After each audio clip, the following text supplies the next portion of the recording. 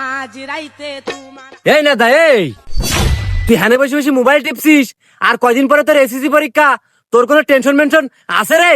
আরে আব্বা, আমার গার্লফ্রেন্ড মানে তোমার বিটার বউ কইছে এসএসসি পরীক্ষায় 1 ফুটাও টেনশন করবা না। হাদে দেখ নেদা আমার বিয়ে করে ফেলাইছে।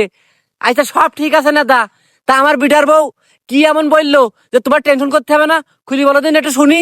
আরে আব্বা, আমার গার্লফ্রেন্ডের মা মানে তোমার বিন স্কুলে হেড টিচার, ও কইছে আমার বিনা প্রতিদ্বন্দ্বিতায় পাশ করাই দেবে। এই জন্যই তো আমি এখানে হাওয়ায় বসি মোবাইল টিপছি। ও আচ্ছা, হ্যাঁ ও বুঝি ফেলাইস তোমার কপালে কি আছে বুঝতে পারিসাও? ওই কথাই বলে না নাঙের আশায় ভাতারে ঘর ভাঙার মতন, ও তোমার কপালে যে কি আছে ও আমি বুঝতে ফেলাইছি।